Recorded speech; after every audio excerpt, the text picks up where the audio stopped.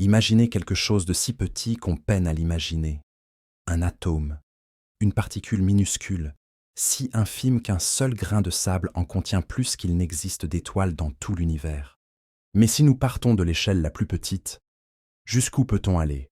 Un atome s'assemble pour former une molécule. Les molécules composent les cellules, qui elles-mêmes construisent ton corps. Un corps parmi 8 milliards d'humains, tous vivants sur une planète, la Terre.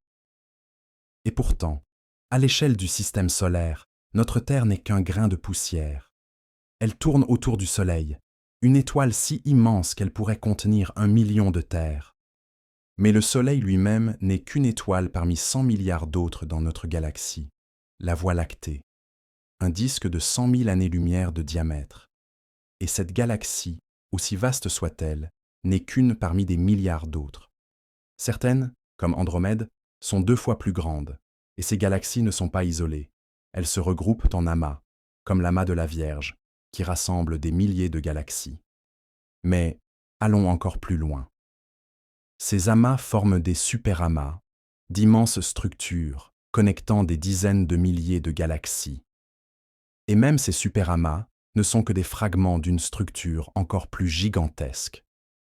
La toile cosmique, un réseau de filaments de galaxies et de vide qui s'étend sur plus d'1 milliard d'années-lumière.